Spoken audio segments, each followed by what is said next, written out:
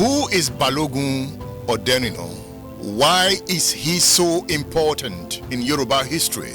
The Fulanis, they always had intention of conquering all the Yorubaland. And without Balogun Oderinlo, they would have been ruling us the way they did in northern parts of Nigeria. The Hausas were conquered. They betrayed Afonja. Afonja trusted them because they projected themselves with their religion. And he allowed them. He accommodated these people. Did Afonja betray Yorubaland? It may appear so. It may appear so, actually, because of what transpired between Alla Oyo and Afonja.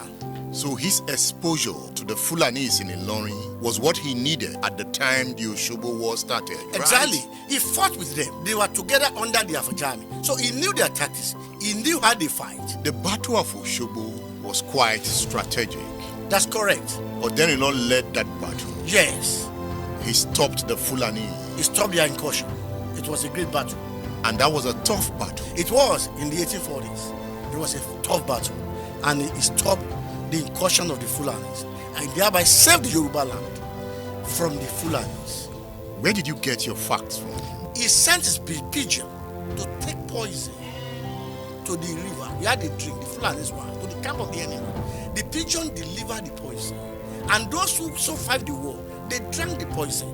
By the time they woke up, they are almost dead. Thus, Ibadan just marched upon them and took over everything. Has Yorubaland celebrated Oderinlo enough? That is one of the problems we are talking about. They didn't give him adequate recognition. It's a shameful thing. If you read the book very well, apart from saving the Yorubaland, there was a time Ibadan was under siege that Oderinlo had to sacrifice his wife and children to save Ibadan. 6 children from one wife. He sacrificed them. To save Ibadan land, he sacrificed his own family member to save his land.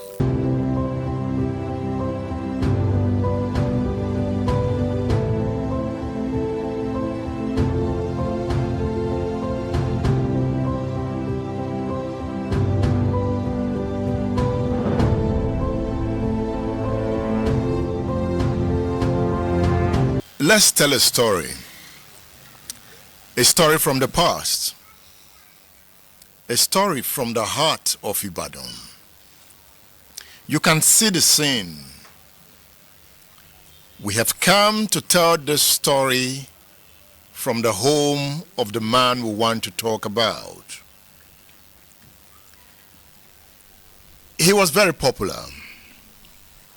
In this book entitled Balogun Oderinlo in Yoruba History, written by Niyi Aborisade, the author makes the point that under the command of Balogun Oderinlo, the advance of the Ilorin Fulani army was halted at the Battle of Osogbo in 1840.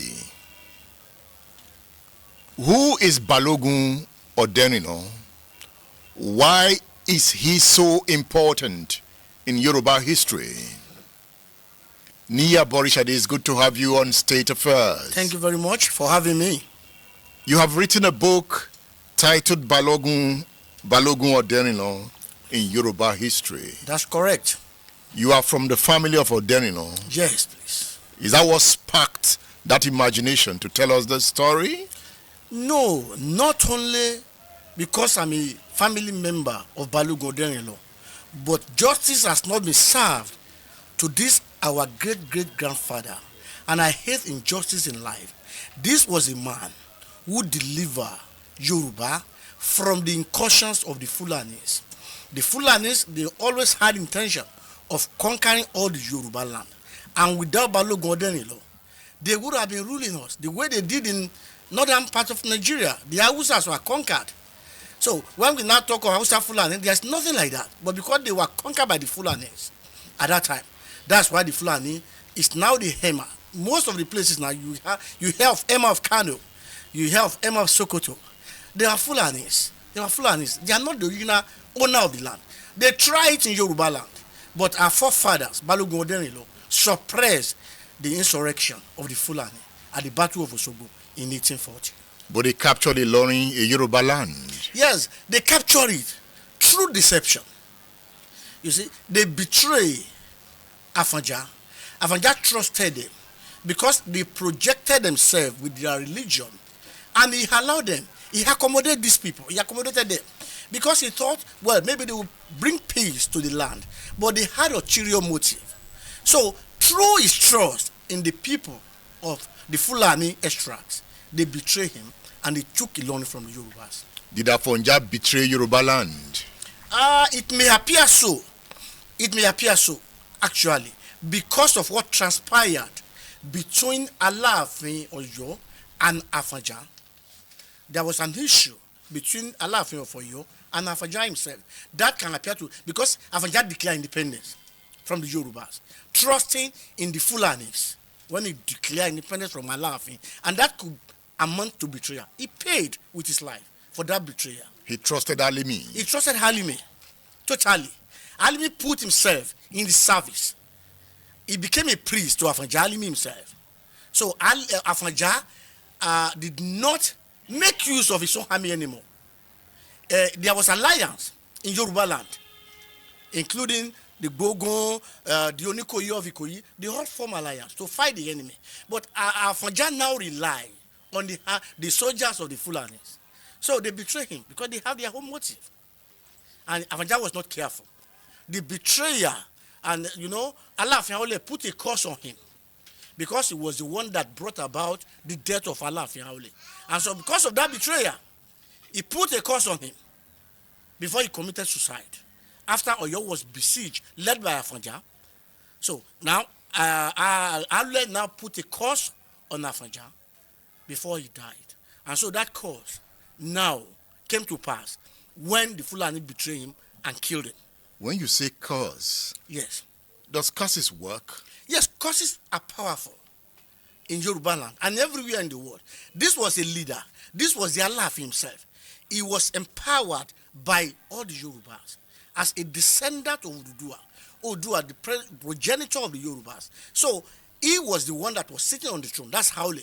And his cause was effective, very powerful. It was not ordinary cause. It was a spiritual cause. And it affected Afonja. It affected Afonja, and to some extent, all Yorubas.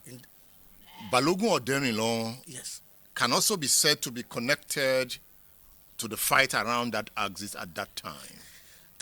Balogun Oderinlo served under Afonja before, when he was in Ilorin, before he came to Ibadan. Balogun Oderinlo was born in Ilorin. So he was part of the Afonja army before he migrated to Ibadan. But he stayed in some places before he reached Ibadan, like Olukana, like Iran. He stayed in those places. He helped them to fortify the place before he eventually came to Ibadan. So his exposure to the Fulanis in Ilorin was what he needed at the time the Osogbo War started, right? Exactly. He fought with them. They were together under the Afonja army. So he knew their tactics. He knew how they fight. He has seen them fighting, and that helped him. He has studied them very well. He knew their the weapon they use, the way they fight, the formation of battles. So he knew them very well. He knew when to attack them. That's why he attacked them during the night. Now, Oderinlo reigned at the same time when Oluyole was reigning. Oluyole was the Bashon. Oluyole was the Bashon. In other words, he was the head overall. Whereas Balogun Oderinlo was the Balogun at that time, next to Oluyole. Now, in the book, Yes. it seems they had cordial relationship. Very, very cordial relationship. Very, very cordial. In fact, Oderinlo helped him a lot. Oderinlo was in Ibadan before Oluyole came. It was Oderinlo that welcomed him and assisted him. Even during the insurrection, when Oluyole would have been killed, when he was coming from the war, it was Oderinlo that helped him, that shielded him from being killed. So they had cordial relationship.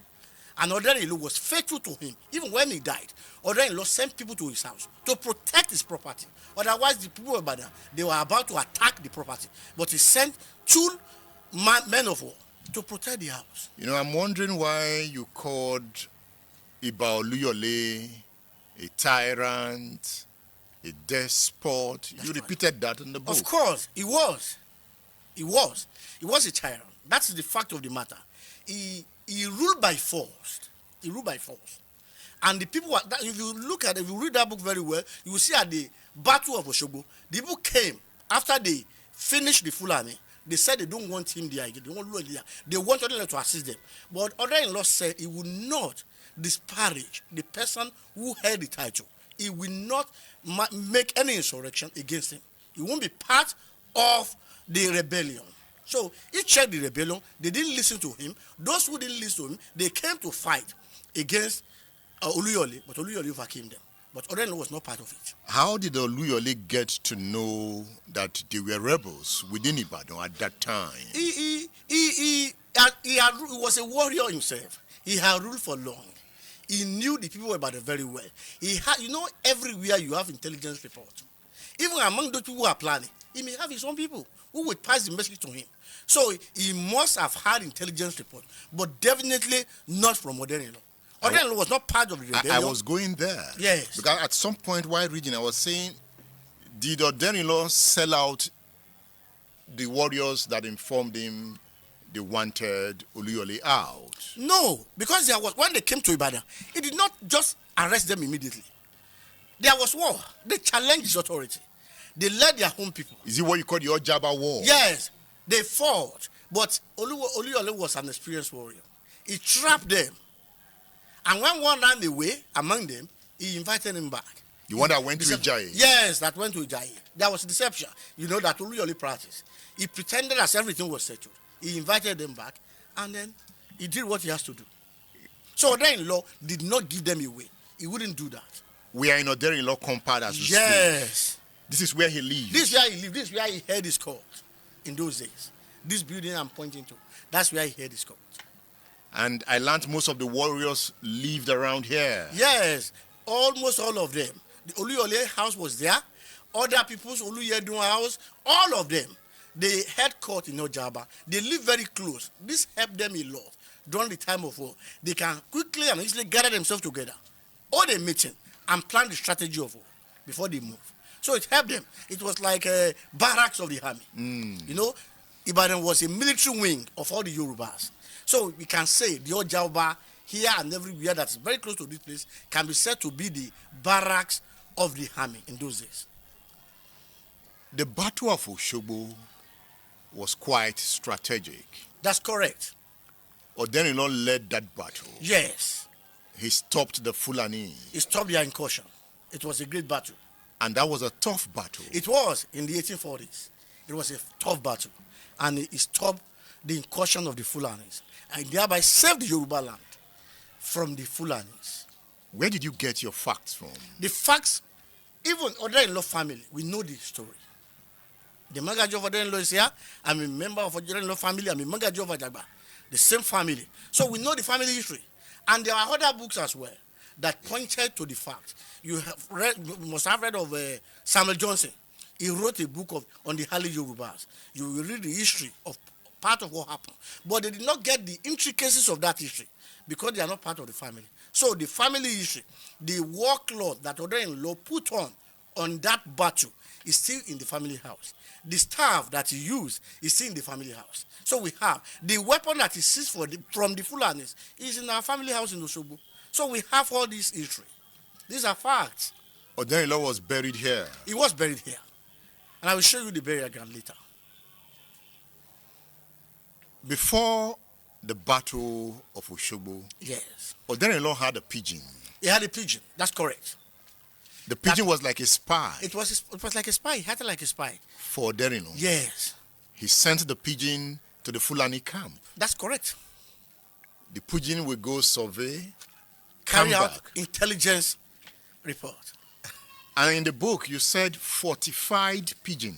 Yes, it was a fortified pigeon. When you say fortified pigeon, what does that mean? You see, Oderinlo was taken at the age of 15 years old. He was taken by Haja. That is spirit of whirlwind. He was carried out. What the American will call abduction. He was abducted by Aja. In Yorubaland, Aja was the spirit of the whirlwind. He can carry people. Some people were carried away. They were taught things, how to use the herbs, powerful medicine. So Oderinlo was fortified by that Aja. So he gave him three things. He gave him Osai, he gave him a staff, and the pigeon. So those three things worked to help him in the battle. Those were the powers of Oderinlo. The staff is still in the family house, although the Osai have gone away. When you say Oderinlo was fortified, yes. So what would he do with those fortification that he got? He used it As a warrior, the best weapon that you can have in that time is what we call fortification of juju. They used juju to fight. That was their hammer. That is their machine gun. That's the most powerful weapon that you can have. A warrior who doesn't have it cannot fight. Before you can be called a great and mighty warrior, you have that juju well. You must have been fortified. The juju comes from where? Comes from, it's combination of herbs and leaves, animal skin, animals, a lot of things. And there are some word of incantation. So Oderinlo was fortified, even by his parents, and that the spirit of whirlwind Aja that I spoke about. Who abducted him. While reading the stories of Yorubaland with specific to Oderinlo, yes, I was feeling perhaps I needed the powers of Oderinlo. Can I be fortified? You can't be. I want to be fortified. You can't be. That was a different time. For instance, he was abducted by Haja, who fortified him. So, where is that Haja that will fortify you? Where is the Haja? Where is Haja? It was a kind of spirit. It was a kind of myth in those days, a spirit. Even now in America, you heard that people are being abducted by some forces, and sometimes they bring them back. So, in those days, it was a prevalence myth at that time. So, Oderinlo was carried away. For 90 days, he was under the tutelage of Haja. He was being fortified. He was being empowered. So, those power are not, you can't find it anywhere these days. Can't we go bring back those powers? Turn them into science? Yes, that should be. That should happen. Because it reduces our development. Lack of those power. Those people, they knew the use of herbs. Today we are using Chinese herbs. When our forefathers, they knew the combination and the useful of herbs to treat ailments, not even to fight war. Because they have their own way, the scientific way of doing things. But for some reason, we've abandoned what we have. We believe in foreign things, which is destroying our community. Now we have to go to the Chinese to buy herbs when we have a superior one that can help to cure ailment, to cure diseases. You know what excited me the first time I saw this book? It says, okay, perhaps that realization has come. Yes. That we know where we are coming from. That's right. But what then happens is that we didn't know where we were going to. That's a big problem. So you have gone now to trace this history. Yes. And you have given us a book. That's correct. That is a classic. Yes. I saw pure strategies of war. Yes. In this book. That's correct. I can also title this book Oderinlo's Strategy of War. Yes. And I have read The Art of War. That's by correct. Sun Tzu. And I'm saying, we also had our strategies of war. Yes. Let's look at the strategies of war that Oderinlo adopted in the Osogbo battle. That was the first thing when I was young that I started learning. What is our strategy of war? What is the battle formation? Then I learned a lot from Oderinlo's strategy of war. He didn't just fight. For about 30 days, when they were in Osogbo, they did not attack the enemy. There was counsels of war. What is the best strategy to attack these people? Right? Oderinlo first consulted his God. He was a worshipper of Sago. He consulted the Osain. How do we fight this battle? The Osain told him, you will win this battle, but you have to take me along to win this battle. So, having consulted his God, that is spiritual exercise. He prayed. He sought power. He sought protection from his God. He was given proper direction, what he should do to win the war. So, he carried the Osain to the battlefront. All the three things that was bestowed upon him by the Haja was taken to the war. The Osain, the staff, and the pigeon. So, now, when they heard the council of war, they decided to attack the Fulani. That is another thing. The Fulani at night. Fulani, they had horses. So, the Ibadans cannot fight them in the day because they use their horses as a weapon of war as well. So, they decided to attack them in the night. They knew that they are always weak. Having fought alongside with them, he knew their strategy. So, he made a group battle formation. He divided his army into three. He led the one, and he put some strong personality, strong general, in the other two the soldiers. So when they attacked, it was in the night. So they attacked through the night, and they shot the people. By the time they attacked them, they were sleeping. They were confused. They were confused. And those who were not dead, he sent his pigeon to take poison to the river. We had a drink, the Fulanis were, to the camp of the enemy. The pigeon delivered the poison. And those who survived the war, they drank the poison. By the time they woke up, they are almost dead. Thus, Ibadan just marched upon them and took over everything. So it was a real military strategy. Very, very tactical. Oderinlo knew his onion very well. He was a real war general of Yorubaland. So without proper battle formation, without adequate planning, without strategy, no matter how powerful you are, you cannot beat the enemy. He knew the Fulanis fight with horses. Yes. And horses can't fight at night. They won't see properly. So he attacked them in the night. It was a strategy, a highly military strategy. That was a good one. It was a good war. And that's why he was victorious. He didn't just because he had power. You see, a powerful man without adequate plan is a lazy man because he will lose the battle. Despite Oderinlo power, he still had to have his own strategy.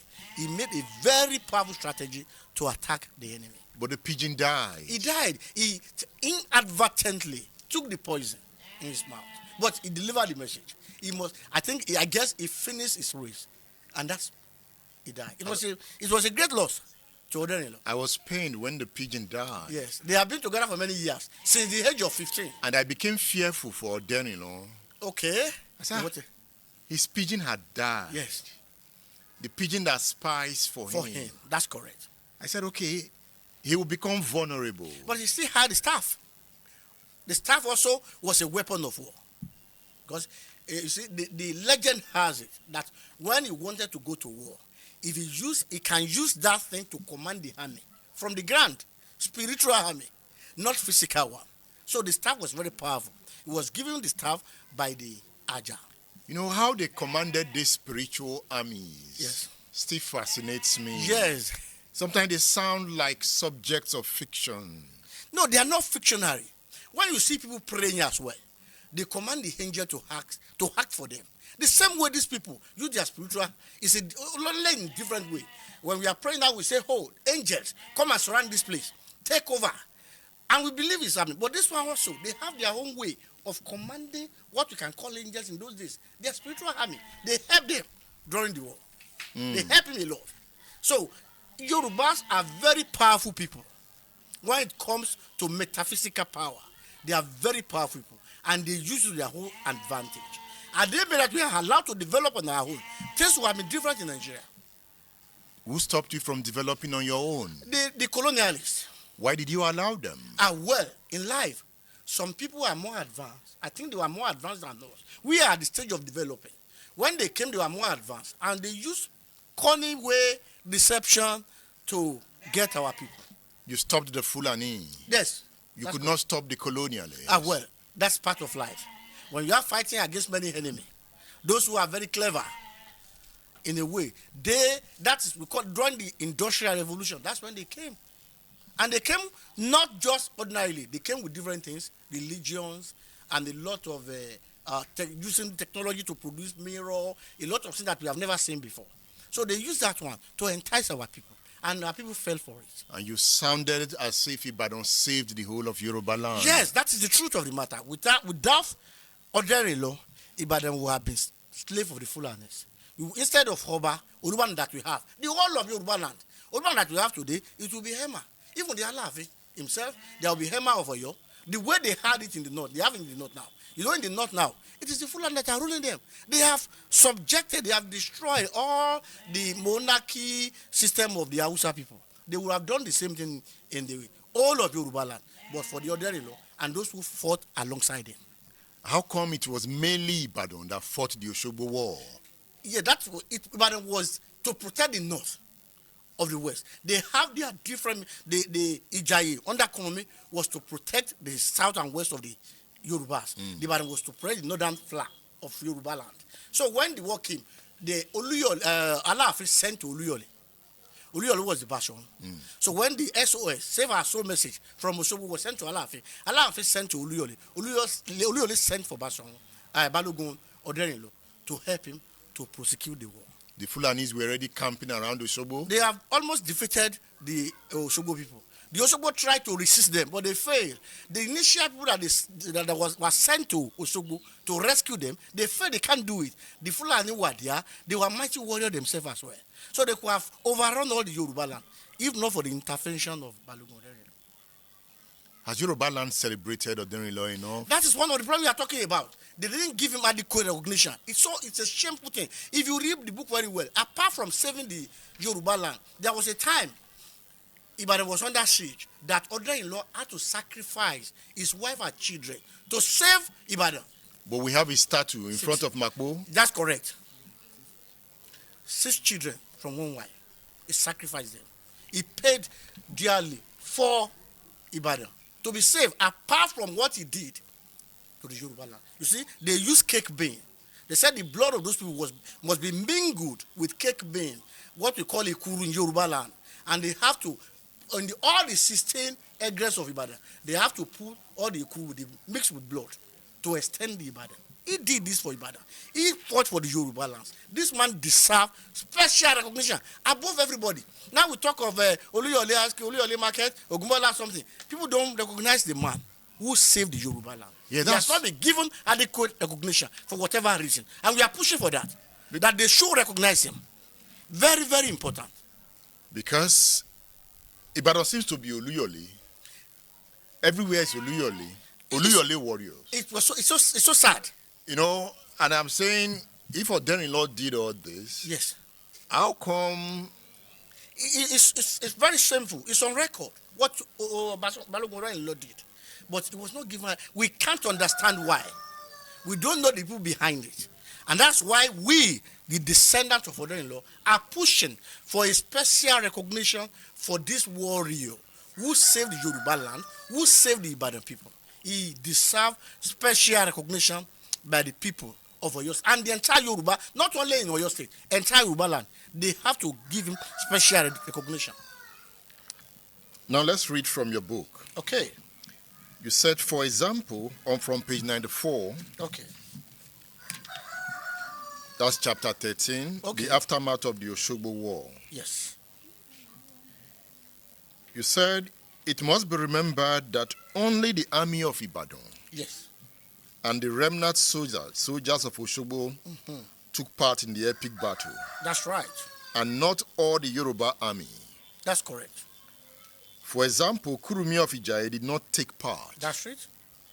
Neither did the Ogbomoshos, the Egbas, and the Ijebus.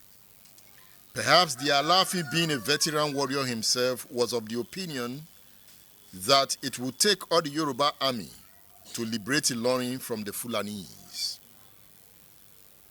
as it was not the Ilorin warriors that they will be contending with, but the whole of Sokoto Caliphate. Correct. So the point here is that after the Fulanis were defeated, yes, in Osogbo, that's correct, Ibadan army, yes, wanted to march on Ilorin. That's correct. They wanted to march on Ilorin. Yes, they want to take it back. Alaafin Atiba stopped them. He stopped them.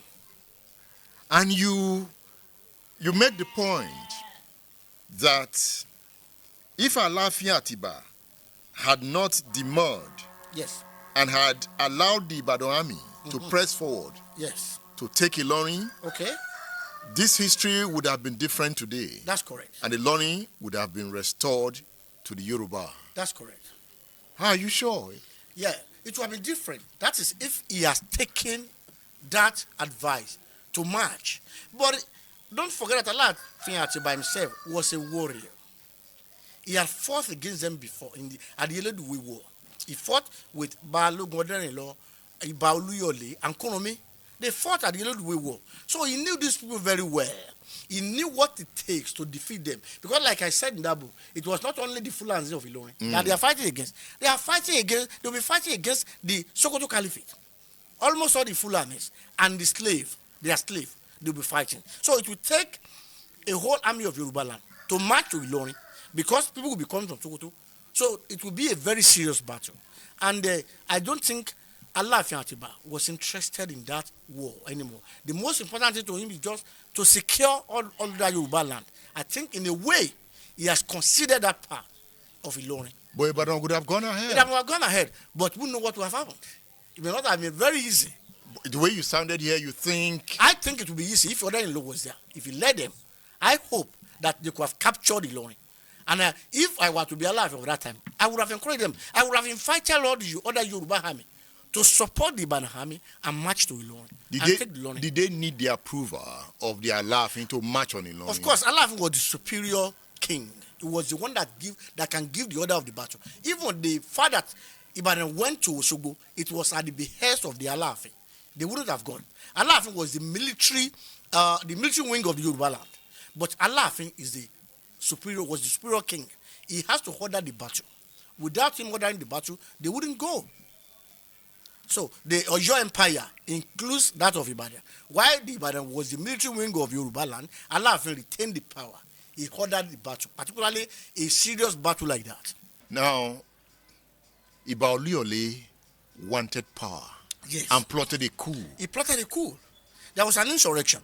By virtue of his relationship with the Alafin, Balogun Odeyinka himself was a prince through his mother. His mother was a daughter of Alafin Abiodun. So, in a way, he was entitled to the throne. But Alafin was there, and he said Allah, but power, because he wanted power, he had his army. The army of Ibadan was the most superior army of that time. So, using the army to lead the insurrection against Alafin shouldn't be difficult for him. So, he led his army. But Kunomi engaged him. He informed Kunomi before he started. But Kunomi was not cooperative with him. He said, when one king is here, there is no need for insurrection. Your Yoruba should live at peace.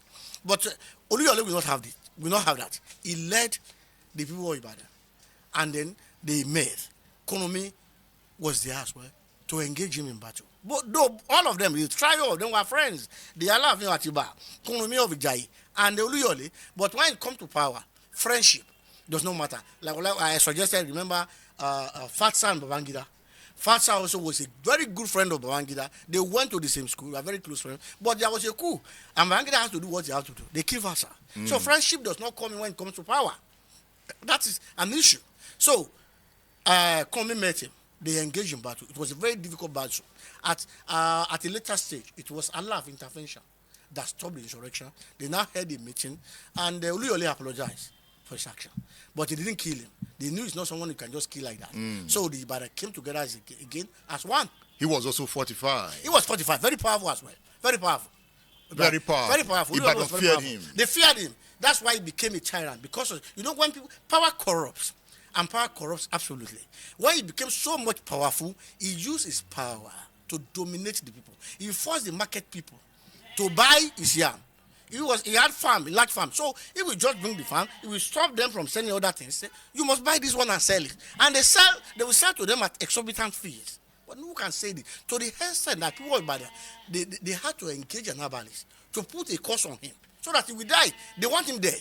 They are fed up of him. That's why I call him a tyrant. His manner, the way he held the people of Ibadan in the jugular, because the checks and balances was not working. The Ibadan council, they cannot advise him anymore. He won't listen to anybody.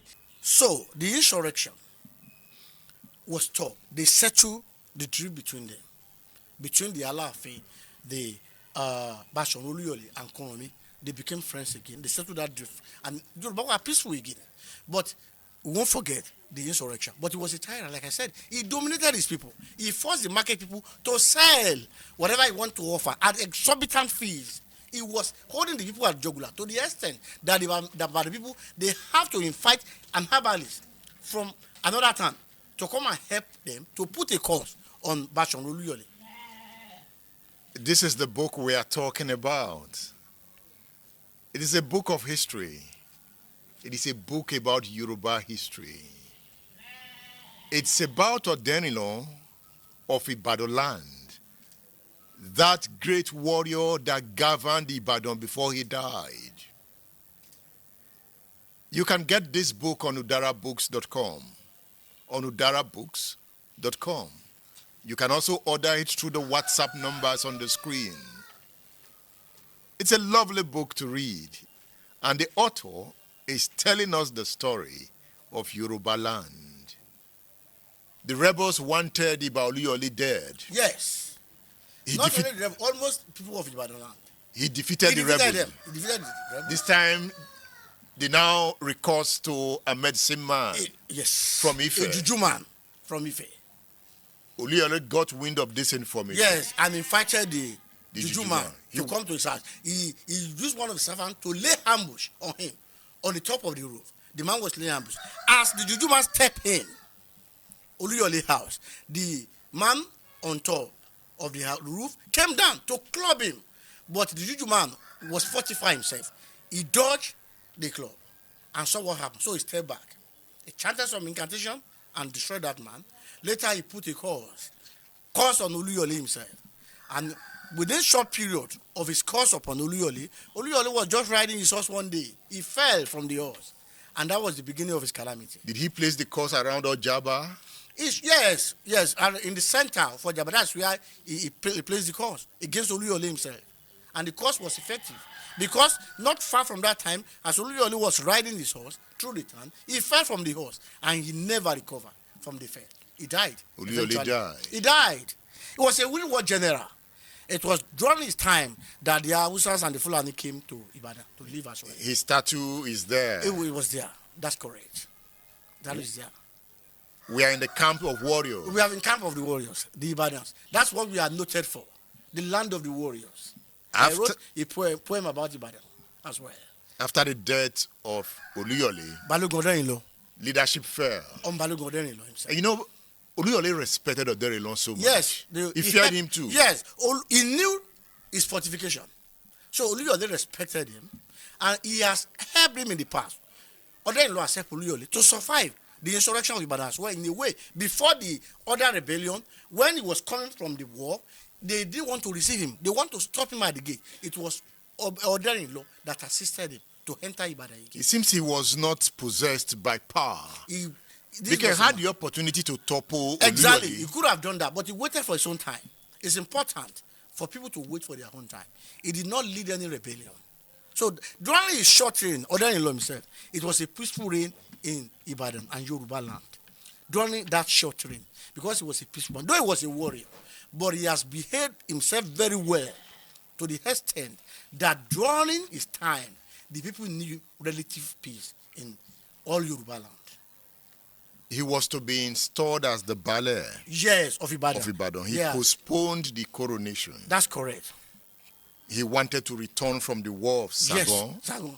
That's correct. Sagon War. That's right. He was a warrior. He wanted to go and fight. Yeah, and he went and came back. So when he comes back, his plan was to now have a very rich coronation. Correct.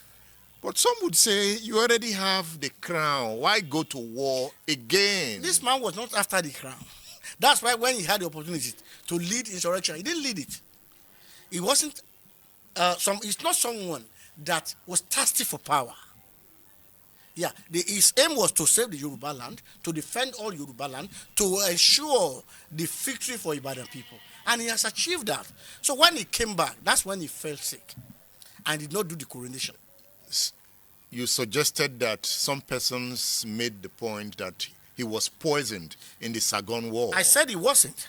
People made that. That was the belief of some people. But Oderinlo was above that level of being poisoned. He would have seen it. There were some other things that was connected with it that has nothing to do with the poison. But I'm not allowed to say it. But he was not poisoned. Why? Why are you not allowed to say well, that is the family tradition. I've been told I shouldn't say the reason that he died. Could it be because the pigeon also died? I don't think it was because pigeon died. There was one thing he did, but I will not mention it. No matter how you probe me, I will not mention it. Why? I will not allow. I thought you were writing history. Yes, but some history. You see, even if you read the Bible, there was a place in the book of Daniel. They said, seal it. Don't say it. They showed him something, but they told him not to discuss it, even though he saw some things. Said, seal it until that. So some things are better sealed. So it's a family history that we have sealed forever. But he did not die of poison. He did not die of any other thing. He died the way he died. So that was why he was not coronated. He was not coronated. Because of what he did. What did he do? The war he went. He must have done something that the family is not saying. He did not do anything. He died naturally. He did something. Not and that is why the family is keeping the secret. His death. You know, the death of kings, they don't announce how they died. They will tell you that they died. In fact, they won't say they died, they will say he has entered the roof or ceiling. They won't say he died. So the way we don't mention it, because he was a king. In the book, you said Oderinlo was a benevolent leader. Yes, a benevolent leader, a peaceful and generous man. And there was peace during his reign. There was peace. Because he was though a warrior, but still a man of peace. So we can say he was one of the Olubadans, even though there was not an Olubadan yes, then. He has been crowned. He has been crowned in the way to become Olubadan. Only the coronation he did not do. Like Balogun Odeyinka himself did not do the coronation. So he died in 1850. 1850, yes. 1850. That's correct. That was long ago. It was a long ago. He had children everywhere. Everywhere. In Osogbo, in Osogbo, in Badagry, and Ibadan. But this is where he died. Was he a restless polygamist? No, he was a warrior. You know, in part of our tradition as Yoruba people, you marry many wives. He was a warrior. He has stayed in many towns. And like Osogbo, he was there for some time. So he had family there. He was in Ilorin, where he came from. He had his family there. He lived and died in Ibadan. He had his family there. Many warriors, they have family like that in everywhere. And it was not an exception. Are you satisfied that you wrote this book? I'm very happy about it. Very, very happy. It was a good book of history. And generation after us, we learn from it. The truth has been told. What has not been exposed has been exposed. And we are now waiting for the government to do something to honor this warrior of Ibadan who saved Yoruba. Was he a giant? He was a tall man. He was a tall man, a very big man, very big, handsome man. Very tall. The way you see his picture, that's the way he looked like. Very tall. But we don't have a picture of him. At that time, there wasn't picture. It was long time ago. Or if we had, it must have been lost. When people, a lot of time, you are talking about more than 150 years ago. Can we wake him up and let him speak? Can we invoke him? Well, that's another thing. I won't say it's impossible. I will not say it's impossible. But I've not tried. I knew Yoruba had the power to speak to the dead in a way.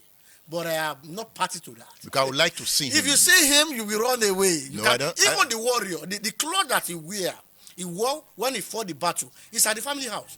This gentleman that we will speak to later, the Arole of Oderinlo himself, the Magaji of Oderinlo himself, will tell you that if you look at the picture above there, you will see the warrior cloth himself. The one that he used in the battle over 150 years ago. That warrior, ordinary person cannot wear that cloth. So talk less of waking him up and then inviting him. So nobody can wear it, you know? Only the Arole of Oderinlo can wear it. Can wear it. And when he wears it, how does he feel? Hey, last time when we did the Ibadan something, Ibadan Day, that's the day you always wear that cloth. You will see people pouring gin or shinap on the body, and that shinap will not touch ground. No matter how much you pour on, the cloth will soak it up. It was not ordinary cloth. So that it was a fortified cloth. It's still fortified. It's still the fortification that has been done from the beginning is still on that cloth till today. It's not something anybody can just wear. That person will die. Why? Because it's a fortified cloth. There are some things that must be done before you can put that cloth on. It was a warrior cloth. Things like? The fortification has to be appeased before they can wear. Where will it be appeased? The custodian of that cloth knew and knows what should be done. Even himself, before he can put that cloth on, he has to do some certain things. He's the only one competent that can tell you. That. But it was a powerful cloth. It was a warrior cloth, not to be worn by anybody. Can tourists go to the family house to see the warrior clothes? That's possible. They will give him advance notice if they want to. But we can make a lot of money from that through tourism. It's not about making money. Hey, you follow the instruction that has been laid down properly. You don't do things because you want to make money from it. Can't we defortify the clothes and make money through tourism? Why should we defortify the clothes of our forefathers? It's something you have to respect. You can see it during the Ibadan Day. You will put it on. There was a day when we were launching this book, the Magaji of Oderinlo has also put on the cloth as well. It was the same cloth that he wore to the launching of this book. Can that clothes bring wealth? No, it was not meant for wealth. Can it bring good luck and power? Yeah, they pray for people. Whenever he wears that cloth, he blesses the people, and things happen. Yes. Thank you for writing this book. You are welcome. Thank you very much. I love the book. Yes, it's very good, very exciting book, and they contain the truth. Nothing but the truth. You know, sometimes we had an army. Yes, great army in Yorubaland. We should act this as movies. Yes, that's correct. So that the world we know we had armies. That's correct. Today we talk about the Roman army. Yes. We had armies that could compete with them. Very, very correct. The Oderinlo. Yes. The Balogun. Yes. The Kurumis. The Kurumis. They all fought at the same time. They were warriors of Ibadan. When you see Ibadan as big as it is today, some people were behind it, and we should remember them. Lagelu is the founder was of the Ibadan. founder of Ibadan. We shouldn't forget to mention his name. He founded Ibadan. He was a great warrior. The man who established Ibadan himself was a great warrior. He was the first leader of Ibadan. And Ibadan people came from everywhere. Yes, that's why we said Ibadans, we are the Yorubas, because from everywhere. Ogunmola come from somewhere, from Ilobu, other people from somewhere, a lot of Oluyole from Oyo. Oluyole from Oyo, Maya from Ife, Kurumi from Idai, Oderinlo from Oderinlo from Ilorin. So we came together. That's why when you are talking of the Yorubas, we talk of Ibadan. Because in the Ibadans, you will find all the Yorubas. Niyi Aborisade, thank you for featuring on State Affairs. You are welcome. Thank you very much. Thank you.